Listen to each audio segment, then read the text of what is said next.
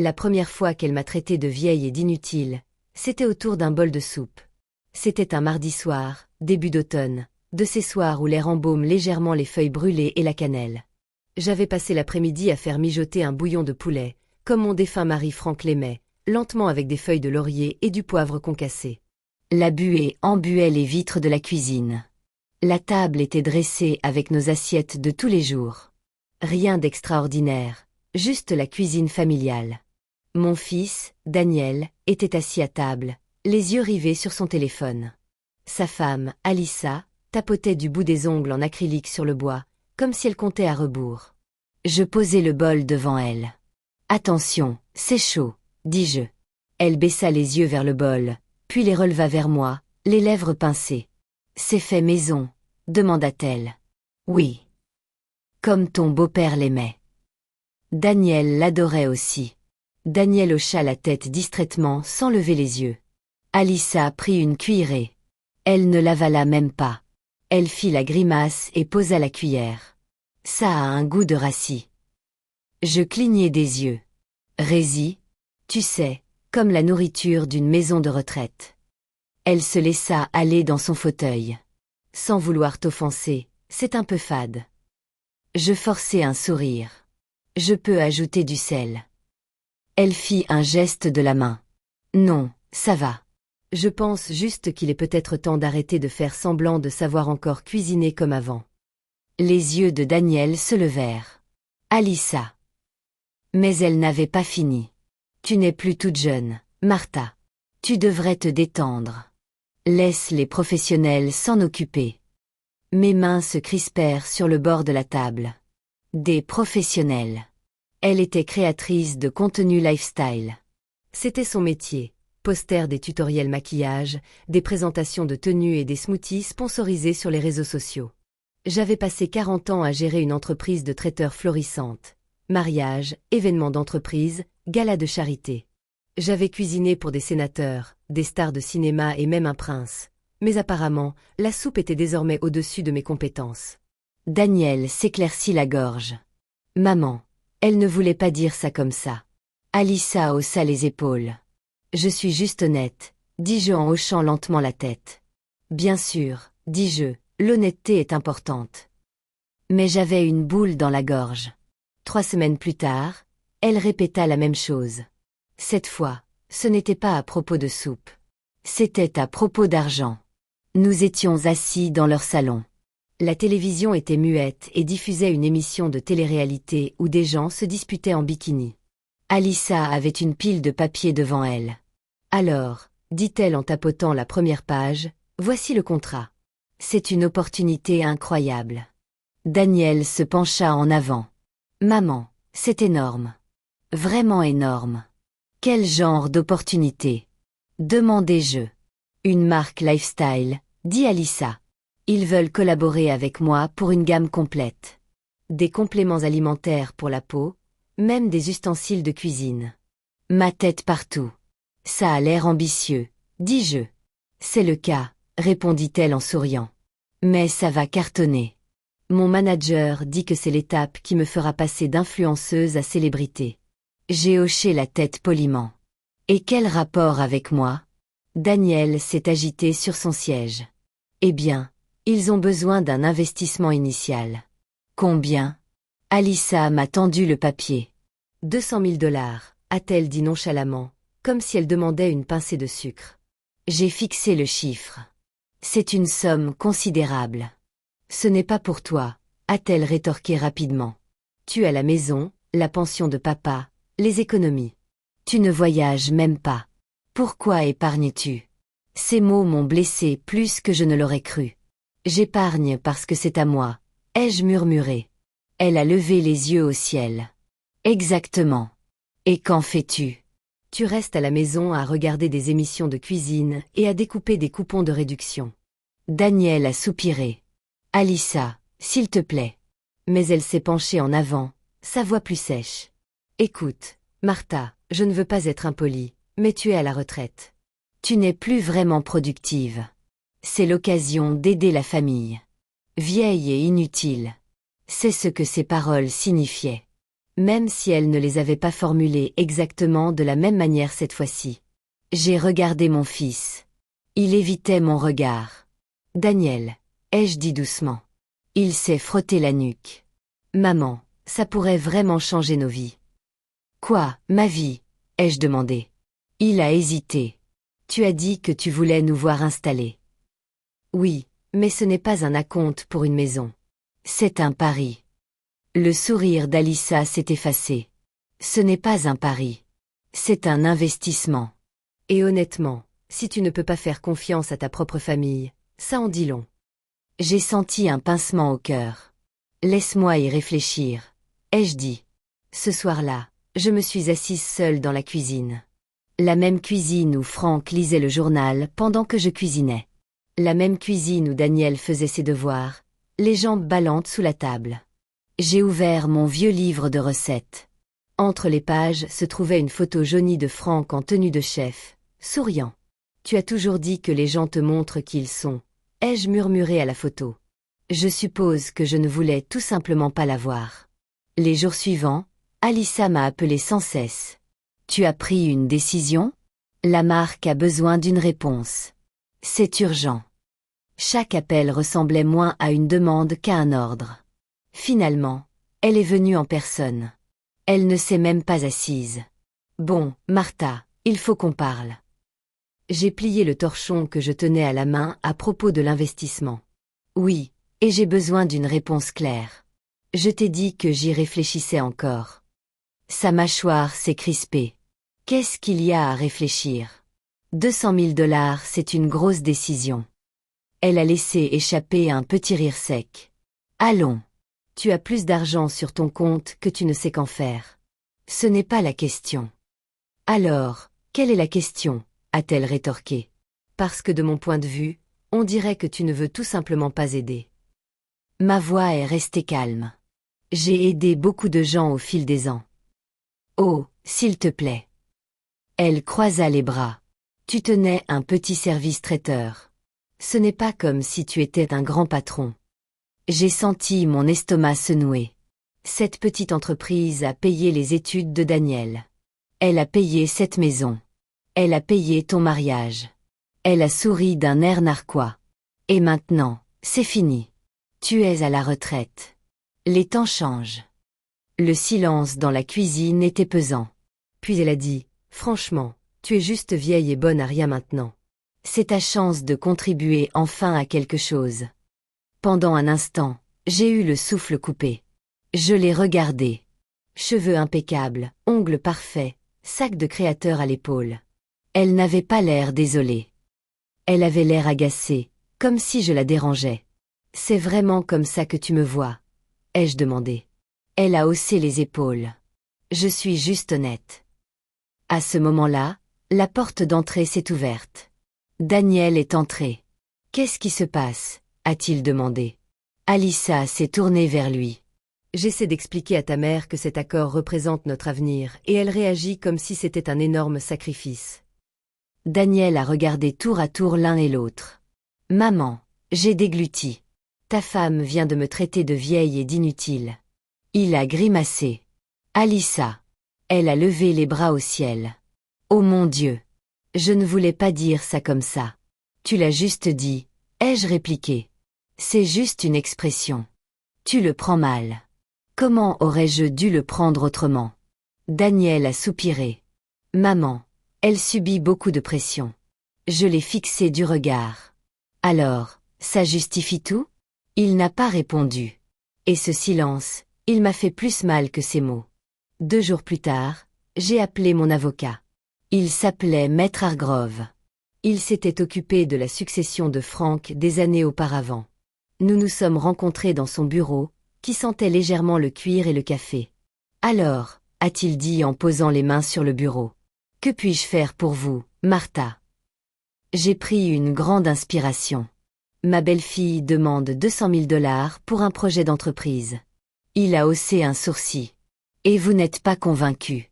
Je ne suis pas convaincu de sa moralité. Il a hoché la tête lentement. Famille et argent font rarement bon ménage. Je veux aider mon fils, dis-je.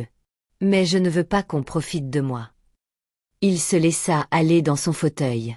Il y a des moyens de te protéger. Comme quoi? Il rapprocha un bloc-notes. Eh bien, pour commencer, on pourrait le présenter comme un investissement conditionnel plutôt que comme un don. Je l'écoutais attentivement. Plus il expliquait, plus je me sentais apaisée. À la fin de la réunion, je savais exactement ce que j'allais faire. Le dimanche suivant, je les invitais tous les deux à dîner. J'avais préparé un poulet rôti, des pommes de terre à l'ail et des haricots verts aux amandes. La table était joliment dressée, bougies, serviettes en tissu, belle vaisselle. Alissa entra, son regard parcourant la pièce. « C'est chic, dit-elle. »« Une occasion spéciale, répondis-je. Daniel sourit. « Ça sent bon, maman. » Nous nous assîmes. Un instant, tout me parut presque normal. Puis Alissa se pencha en avant. « Alors, tu as pris une décision. » Je m'essuyai les mains sur ma serviette. « Oui, dis-je. » Ses yeux s'illuminèrent. « Vraiment. » J'ouvris le tiroir à côté de moi et en sortis une enveloppe. À l'intérieur, un chèque de 200 000 $. Je la lui fis glisser sur la table. Elle resta bouche bée. « Oh mon Dieu !» murmura-t-elle. « Tu l'as vraiment fait. » Daniel semblait abasourdi. « Maman, tu es sûre ?» J'acquiesçai d'un signe de tête. Alissa s'empara du chèque, les yeux brillants. « Merci, » dit-elle rapidement. « Tu ne le regretteras pas. Je te le promets. » Je lui souris doucement. « Oh !» dis-je en attrapant un autre document dans l'enveloppe. « Il y a juste un petit détail, » dit-elle en levant les yeux. « Lequel ?» Je lui fis glisser le contrat. « Juste un petit accord, » dis-je.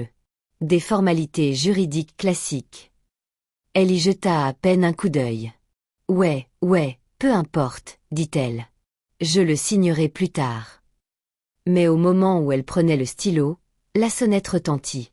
Daniel fronça les sourcils. « Tu attendais quelqu'un. » Je me levai lentement. « Oui, » répondis-je.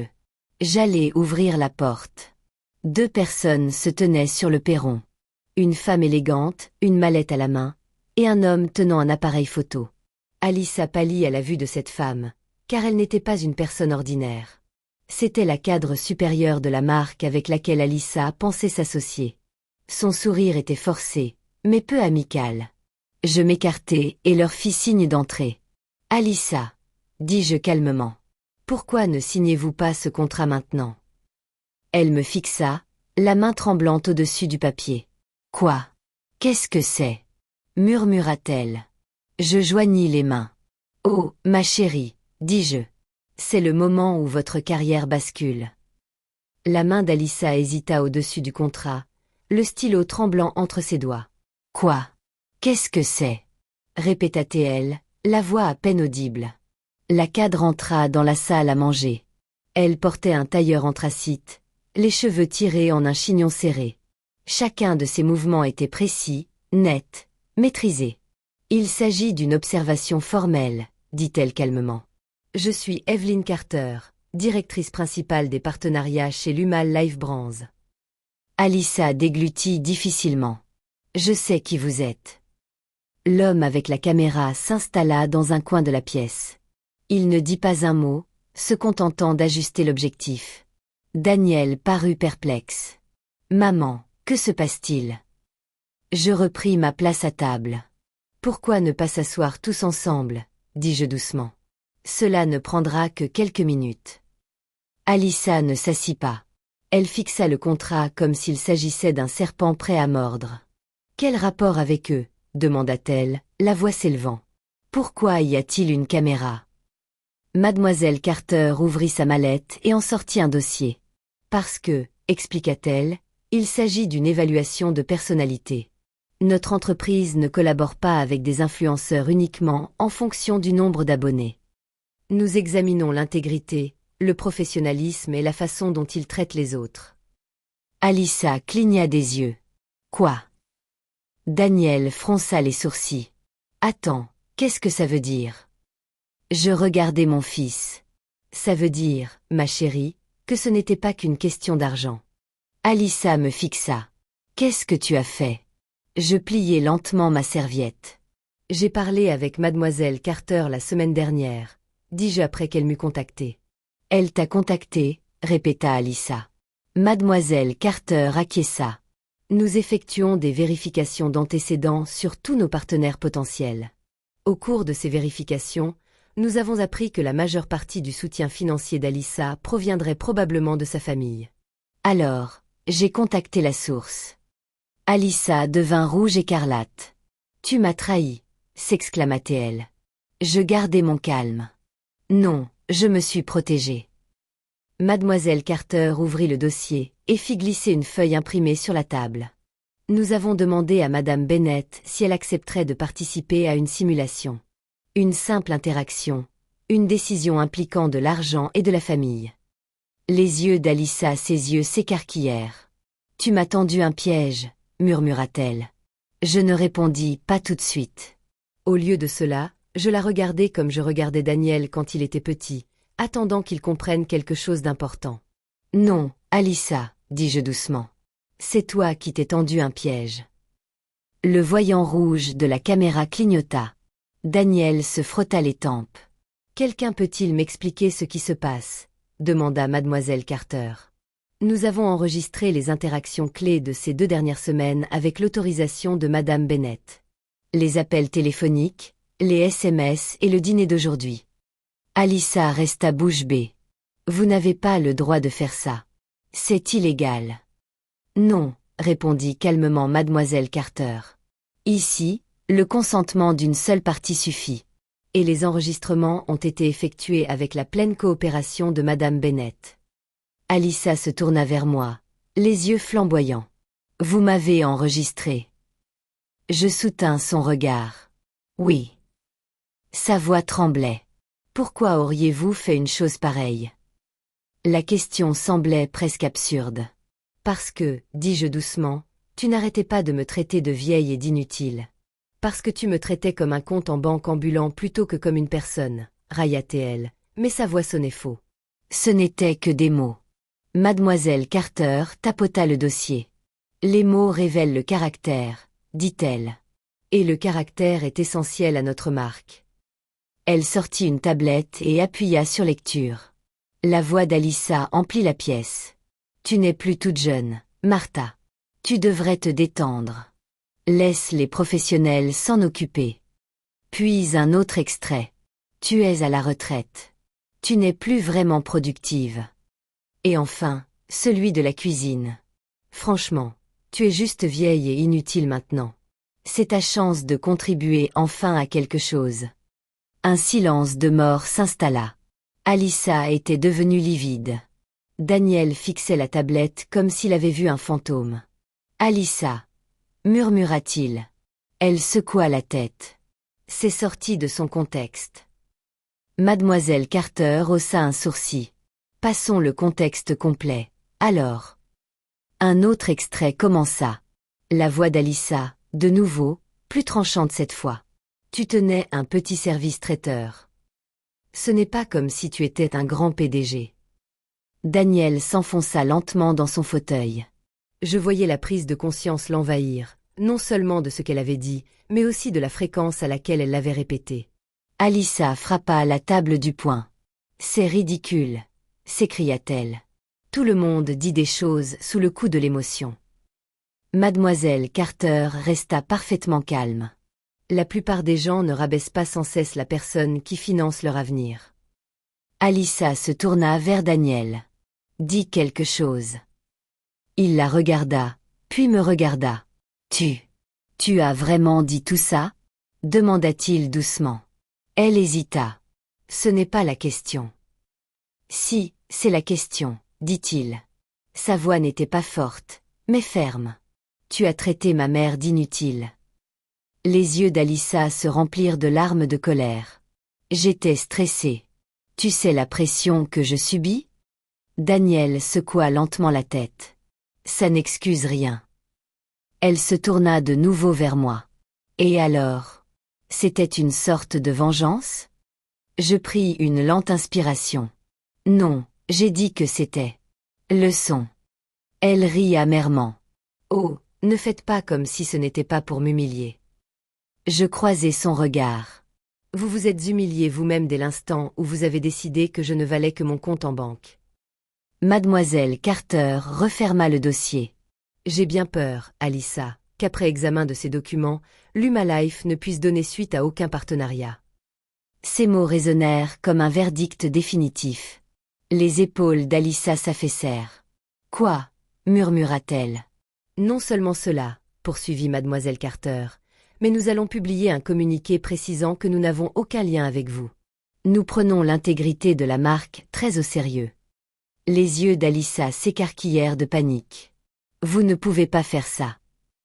Mes abonnés, mes sponsors prendront leurs propres décisions, a déclaré mademoiselle Carter. En se basant sur la vérité. Le caméraman a coupé l'enregistrement. Daniel m'a regardé. Maman, le chèque. Qu'en est-il de l'argent? J'ai tendu la main et, calmement, j'ai récupéré le chèque. Il n'y a pas d'argent, ai-je dit. Alyssa l'a fixé du regard. Mais tu me l'as donné. J'ai secoué la tête. Je te l'ai proposé sous conditions. Des conditions que tu n'as même pas pris la peine de lire. J'ai brandi le contrat. C'était un accord de moralité et de conduite. L'investissement était conditionné à un comportement respectueux et à l'approbation de la marque. Ses lèvres se sont entr'ouvertes. Tu m'as piégé. Non, ai-je répété. Tu n'as tout simplement pas pris la peine de lire avant de prendre l'argent. Daniel a expiré lentement. Waouh! Mademoiselle Carter a ramassé ses affaires. Merci de votre coopération, Madame Bennett. Nous apprécions votre temps. Elle s'est tournée vers Alyssa. J'espère que cette expérience vous fera réfléchir. Le succès bâti sur le sentiment d'avoir droit à tout est rarement durable. Puis elle est partie, suivie du caméraman. La porte d'entrée s'est refermée avec un léger clic. Et voilà, c'était fini. Nous étions de nouveau tous les trois. Alyssa s'enfonça dans son fauteuil. Ce n'est pas possible, murmura-t-elle. Daniel était assis en face d'elle, le visage grave. Tu devrais t'excuser, dit-il. Elle leva brusquement les yeux. À elle, après tout ça. Il la fixa, incrédule.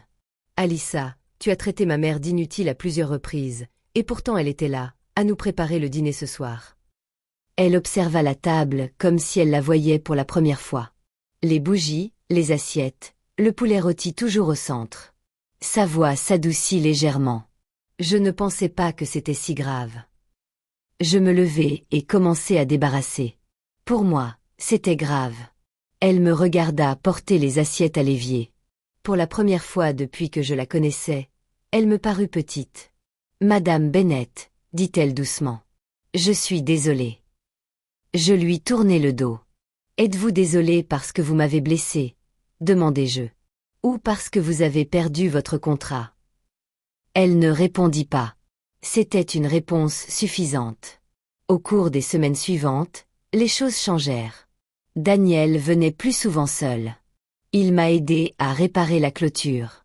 Il a remplacé le robinet qui fuyait dans la cuisine. Un après-midi, alors que nous poncions la rambarde du porche, il a soupiré. J'aurais dû te défendre plus tôt, a-t-il dit. J'ai posé le papier de verre.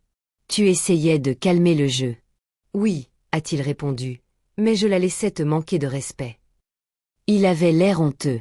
Je suis désolé, maman. J'ai tendu la main et je lui ai serré la sienne. Tu es là maintenant. C'est ce qui compte. Il a esquissé un sourire. Quant à Alyssa, son univers en ligne a commencé à s'effondrer. Sans son contrat avec la marque, les sponsors se sont inquiétés. Certains se sont discrètement retirés, d'autres ont posé des questions. Le nombre de ses abonnés a cessé d'augmenter, puis a commencé à diminuer. Un soir, elle a publié une vidéo d'excuses en larmes, disant qu'elle avait perdu le sens des réalités et qu'elle travaillait sur elle-même. Je l'ai regardée une fois, puis j'ai fermé mon ordinateur portable. Un mois plus tard, on a frappé à ma porte. Quand j'ai ouvert, Alyssa était là, seule. Pas de sac de marque, pas de maquillage chargé, juste un jean, un pull et des yeux fatigués. « Salut », dit-elle doucement. « Salut. » Elle me tendit un petit récipient. J'ai fait de la soupe, dit-elle. De A à Z. J'ai suivi ta recette. J'hésitai, puis la pris. Merci, dit-elle en avalant sa salive. Je le pensais vraiment. Je suis désolée. J'étais cruelle et complexée. Je pensais que réussir, c'était être meilleure que tout le monde. J'observais son visage. Cette fois, aucune arrogance, juste du regret. Entre, dis-je. Nous nous assîmes à la table de la cuisine. Elle regarda autour d'elle. C'est confortable ici, dit-elle. Je souris légèrement. Ça l'a toujours été. Elle prit une profonde inspiration. Je sais que je ne mérite probablement pas une autre chance, mais j'aimerais essayer de m'améliorer. Je remuai mon thé. S'améliorer commence par le respect, dis-je. Pas par l'argent, pas par les abonnés. Juste du respect, acquiesça-t-elle. Je comprends maintenant. 1 an plus tard, ma vie était bien différente. Daniel et moi avons rouvert mon ancienne entreprise de traiteur, à plus petite échelle. Des événements familiaux, des fêtes de quartier, rien de trop important. Mais quel plaisir de cuisiner à nouveau. De vraiment cuisiner. Alissa nous aidait parfois, discrètement, avec respect.